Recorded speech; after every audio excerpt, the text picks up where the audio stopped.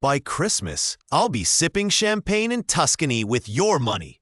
My aunt snapped across the kitchen table like she was reading me a menu. She smiled while tapping her nails on the marble counter, and in that smile, I heard a plan, not a family memory. Have you ever been in a room with someone who says they'll take everything and you realize, too late, that they meant it? I didn't think she'd go to court. I didn't think she'd accuse my family of stealing when she was the one who'd been sneaking into my late mother's house at odd hours. I also didn't think, at 27, that I'd be the person holding a stack of legal documents and a Ring doorbell click that would decide everything. But that's what happened. Little did I know how ugly it would get, and little did I know how satisfying the end would be. People say wills are final. They never told me how loud they can get when someone chooses to argue over a necklace and a memory. They also never tell you how fast relatives can turn into litigators. It started 3 weeks after the funeral. My mother, Claire, had died in her sleep in our Seattle house. No drama, just a small, dignified obituary, a private service, and a will showing up at the probate attorney's office 3 days later. The will was clear, the house to me. The savings split evenly among her grandchildren, and her collection of sentimental jewelry, the opal locket from her mother, the emerald ring from her wedding day, given to me with the express note for safekeeping, for family. There was no contest clause, no prenup, nothing that screamed drama, except my aunt, Elaine. That's not how she talked, Elaine told me, the first time she showed up unannounced, holding a takeaway cup from a downtown cafe, like she was dropping by to borrow sugar. Claire wouldn't do this to her blood. You saw how distant she was. She was weak. You need someone with a steady hand. Me. I'm executor, I said, because legally I was. It's in the will. Elaine laughed. Wills change. People forget what matters. I'm contesting it, and I'm filing everything tomorrow. She left with a smirk and a text that said, "Don't worry, this will be over by winter. Lawyers are fun." I remember staring at the message and feeling a punch to the gut, like betrayal made physical. Anyone who's lost a parent knows that greed shows up in weird disguises. The helpful relative who suddenly remembers a debt, the cousin who needs money, the aunt who just wants what's fair. Have you ever seen family turn on family over a necklace?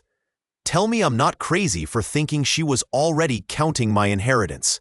But I had no idea what I was about to discover. I had no idea that counting would become literal and recorded. I hired a probate lawyer named Gavin Reyes, sharp, 39, preferred courtroom coffee over courtroom theatrics, and we started a quiet defense. We weren't expecting a trial. Elaine wanted 2 things. She wanted my mother's jewelry, and she wanted the house. Her filing claimed undue influence and that Claire had been coerced by me into changing her will in the last year of her life. That's a common claim, Gavin said, flipping through her complaint. It works when there's ambiguity. But your mother's will is in her handwriting. There's witnesses. There's not much wiggle room. Then why do I feel like I'm missing something? I asked. It isn't about the paperwork, he said. It's about behavior. People believe what they want to believe. We have to prove intent and condition, and we have to protect the estate from her taking things she's not entitled to. People will try to harvest when there's opportunity. Opportunity. 2 days later, I went by the house to get the box of jewelry. It was supposed to be small, just a few pieces my mother wore sometimes. The opal locket was there. The emerald ring was missing. Maybe you misplaced it, Elaine suggested when I texted her. There are so many drawers. You should look again. I did look again. I checked the top of the dresser, the velvet roll, the little safe. Nothing. I checked the windowsill, behind old photo frames. I felt my stomach drop. I called Gavin. Someone took it, I said. It's gone. Gavin's voice sharpened. We need an inventory, and right now. Don't let anyone in the house who isn't you. Lock everything. But then something else happened. My neighbor, Mrs. Calloway, a retired nurse who loved plants more than people, messaged me a clip. Your ring caught something while you were at the service, the text read. I grabbed it before it uploaded, thought you should see. My hands were shaking when I hit play. The little screen showed my mother's living room at 3:12 a.m. A figure moved in the blue night glow, slim, wrapped in a cashmere shawl, the snap of heels on hardwood. The figure went straight for the jewelry box, opened it, and slipped something into her inside pocket. She looked up, right into the camera, smiled like someone waiting for applause, and left. The person in the clip was Elaine. I remember thinking, this can't be real. But there it was, digital, time-stamped, and freezing the last moments of my mother's home as it had been. You won't believe what I found next. The smart thing would have been to hand everything to Gavin, to lock the clip in evidence, to keep quiet. The pathetic thing would have been to confront Elaine alone and let her lie. I did both. I confronted her and I handed the file over to Gavin. We set a trap. Gavin knew how fast she could pivot. He also knew probate hearings were where the loudest lies get quieted. He made a plan that sounded almost childish in its simplicity. Let her make noise. Let her think she was winning. Don't show the best cards until the right moment. The court loves evidence, he said. They hate surprises. We'll give them one. Little did we know how many surprises Elaine had lined up for us. Discoveries pile up in odd places. For 2 weeks, we found things that made my skin crawl. Deleted. Texts recovered from my mother's old phone. 47 messages that had been deleted but backed up to the cloud. Several of them were from Elaine. Bring it by tonight, one read. I'll make sure it's safe, another said. No one needs to know, not yet. There were bank records showing transfers to an account with a name I'd never heard of. There were hotel receipts for Elaine B., dated nights she claimed to be visiting relatives. And there were photos. My mother at brunch, smiling, while someone else's hand slipped a small velvet roll into a bag. People we thought were neutral started whispering. Cousins called. A trustee emailed us asking to see the inventory of personal items. It felt like an attack from multiple fronts. Have you ever felt like everything around you was conspiring against you? That every little thing was a piece of a puzzle you didn't want to finish? But anger is a poor GPS. Gavin kept steering me away from rage and toward evidence. He brought in a digital forensics specialist, Maya, who smelled faintly of curry and certainty. She pulled metadata from the ring file, timestamps, IP addresses, and a backup that the camera had attempted to upload to the cloud before the upload had been interrupted.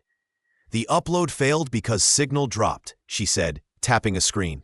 But there's a backup copy saved locally on the device. And look, 3 minutes before the clip, there's a boot log showing the camera's user interface being accessed remotely.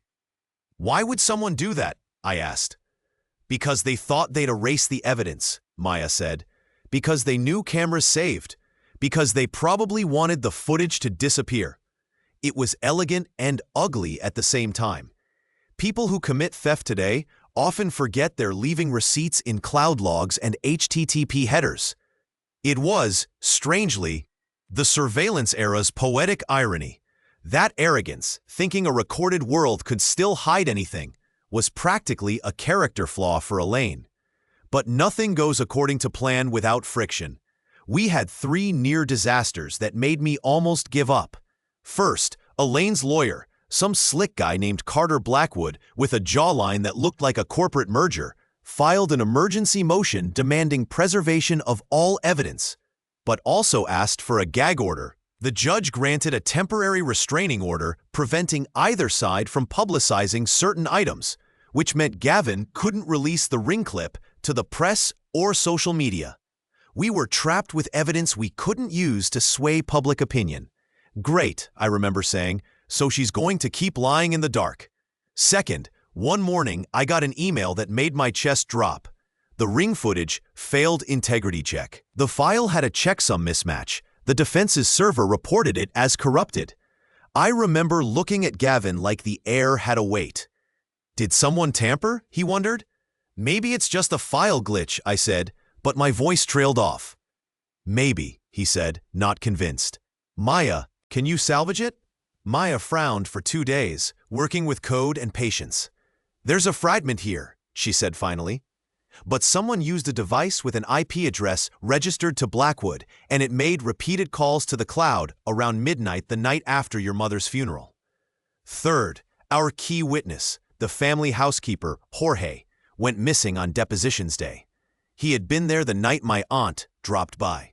He'd told us he would testify that Elaine had been in the house multiple times, slipping items to keep safe, and that he'd seen her pocket jewelry once. On the day he was supposed to give a sworn statement, his phone went straight to voicemail. We found out later he'd been paid in cash by someone to leave town for a long weekend. We hit all the classic roadblocks: intimidation, technological tampering, and witness interference. 3 times the plan looked like it would collapse.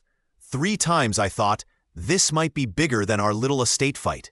Maybe I should walk away. Would you have stayed? That's when Gavin did something audacious. He made the court believe he was out of options. He let Carter Blackwood parade falsified phone logs and emotional testimony about family. He let the judge think the file was corrupted. He let the story look like a he-said-she-said mess. But what the other side didn't know was that Gavin had been building a far uglier picture of Elaine's arrogance.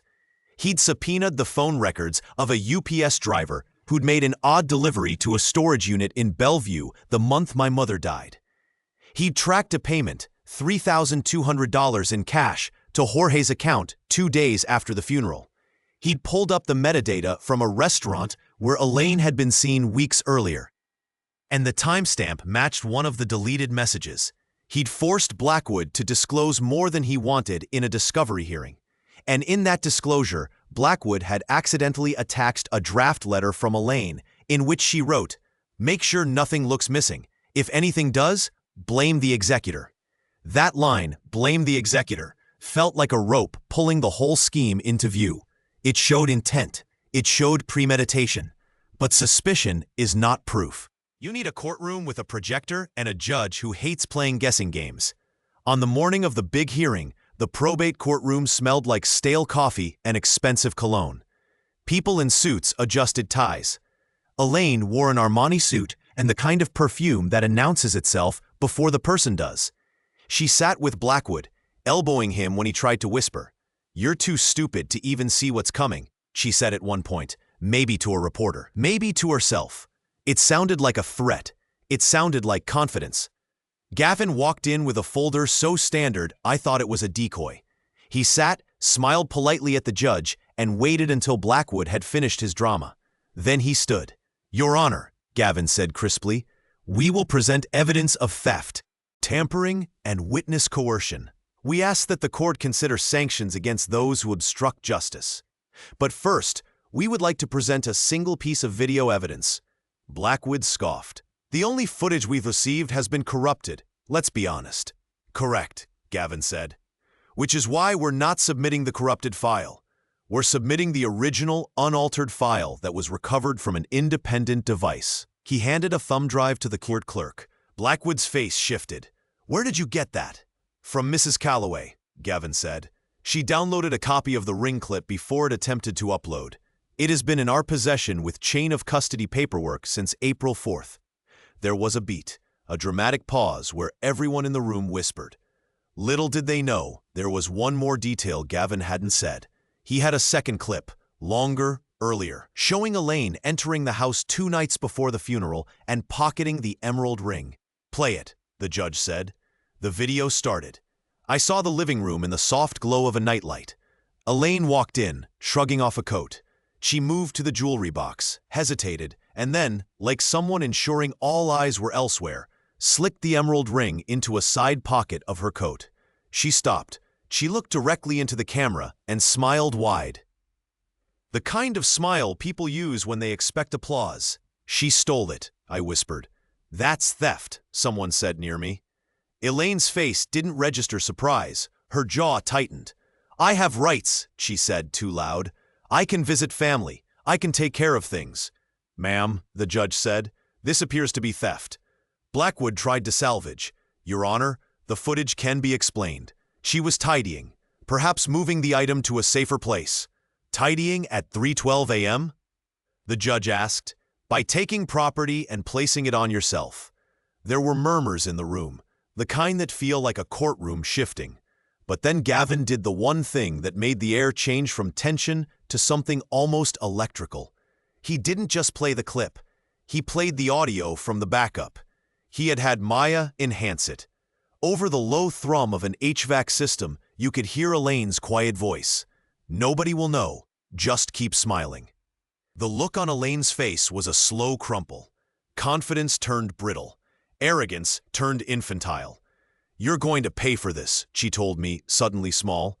"You'll regret this." "Not if this is the truth," Gavin said, quietly. The courtroom wanted a finish. The law wanted due process. But the judge, after hearing other corroborating materials, Jorge's eventual sworn statement, he'd returned after an anonymous firm check-in with his family, the bank transfers, the draft letter, and the restored cloud logs, issued an order that did three things. 1. It denied Elaine's request to remove me as executor. 2. It awarded the contested jewelry to me, with punitive sanctions against Elaine for theft and obstruction. 3. It referred the matter for criminal investigation. Elaine tried to speak to the press afterward. "They framed me," she said, lips quivering more from shock than anger. "I just wanted what's fair." She left the courthouse in a stiff-legged walk, face shadowed. I saw her weeks later, selling scarves at a boutique in Bellevue, the emerald ring gone, the locket back around my neck. But here's a twist you may not see coming. After the civil matter, when the detective called for a criminal interview, Elaine admitted to more than one theft. She confessed to pocketing several small items over the years and selling a few to fund her lifestyle. Designer shoes, a Tesla payment, dinners. She even admitted she had tried to lure Jorge away with cash. The detective said it read like someone who'd built a habit out of believing her own entitlement. He also said something else that stuck. People who steal from family often think they're reclaiming something owed. They don't see it's theft. Was her downfall deserved? People often argue about proportionality. She contested a will, made false claims, and then stole items to support the lie. The court did what courts do. It balanced evidence and law. For me, justice felt quieter than victory. I had my mother's jewelry back. The house remained mine. I paid legal fees, but the probate court also awarded some of them against Elaine's estate as part of sanctions. Life after felt less dramatic and more like one slow inhale. I put the emerald ring in a safety deposit box and wore the opal locket to my mother's last resting place. I built a small memorial garden in the backyard where her roses had been the most stubborn. I learned to sleep with the door locked and to trust people a little less, and to be grateful for friends like Mrs. Calloway, who knew when to keep a clip. There are parts of this story that are small and ordinary but important. The way fitting a ring back on my finger felt like closing a circle. The way my cousin called to apologize for not believing me at first. The way a neighbor's gesture, downloading a clip before it was official, saved an estate. Would you have done what I did? Would you have fought in court? Would you have sat back and let the prosecutor handle things? What would you have done if you found your relative on security footage, smiling into the camera as they stole from the person you loved? People asked me if I felt vindictive. The truth is complicated. I felt relief, yes. I felt anger, absolutely. But mostly I felt a heavy exhaustion that comes from proving something you've known in your bones.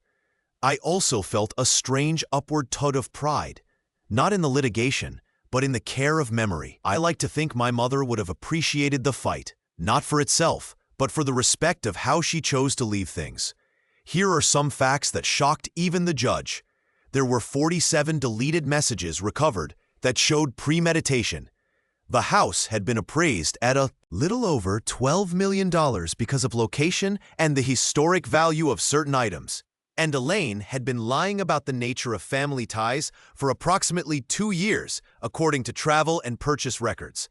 Those three numbers, 47, $12 million, 2 years, felt like a brutal, precise accounting of how greed compounds. A few people messaged me angrily after the trial. "You embarrassed family." Others wrote, "Good for you for not letting her get away with it." Someone replied, "Was it necessary?" and that one lingered with me. What's necessary isn't always simple. Sometimes justice requires public statements and legal strategies that make people uncomfortable. Sometimes it requires revealing a secret captured by a tiny camera at 3:12 a.m. But there are universal lessons here that are not about winning in court. 1. Technology is a mirror. Ring doorbells and cloud backups are more reliable than whispers. 2. Arrogance is measurable. When someone says, "You're too stupid to even see what's coming," it's often because they're preparing to act on that confidence. And 3. When people try to discredit you by telling a story that suits them, evidence will always be louder if you take the time to collect it. The aftermath wasn't cinematic revenge. It was an accountant tallying fees, a court clerk stamping papers, a detective making a notebook entry. It was me standing at my mother's kitchen counter, listening to the hum of the refrigerator, and realizing that the house felt empty but safe. Some people say I should have pressed criminal charges harder. Others say I should have kept it private. Some people think I went too far. Some think I didn't go far enough. Tell me, what would you have done in my shoes? Would you have let Aunt Elaine steal and hope karma handles it? Would you have confronted her in the parking lot? Was I wrong to make her face what she'd done publicly? I still have the screenshots if you don't believe me. The court documents are public record. The probate number is in the local registry for King County. Security footage doesn't lie, even when people try to edit around it. And yes, if you're wondering, there were moments I thought about taking matters into my own hands. But I didn't. I let the law do the heavy lifting because in the end, it's stranger and more satisfying than vigilantism. A few months after the ruling, a mutual cousin asked me, "Were you scared when you played that video in court?" I told him I was terrified, but I was more terrified of what would happen if I didn't show it. He nodded like he'd learned something about courage that has nothing to do with jerseys and everything to do with persistence. So what's the life lesson? Maybe it's this. Document everything. Trust, yes, but verify. If you find yourself in a fight over memory and money, remember to call someone who reads metadata for breakfast and human testimony for dinner. And remember that the people who smile while stealing sometimes do so because they think they'll get away with it. Sometimes they don't. Little did she expect that a neighbor with a keen eye would become the unexpected witness. Little did she expect a lawyer who preferred to wait would play the perfect hand. Little did she expect the world to record her in a small, grainy clip that would say more than her words ever could. If you were in my shoes, what would you have done? Drop your answer in the comments. And if you want to hear more stories where justice isn't pretty, but it is served, subscribe. I've got dozens more like this one.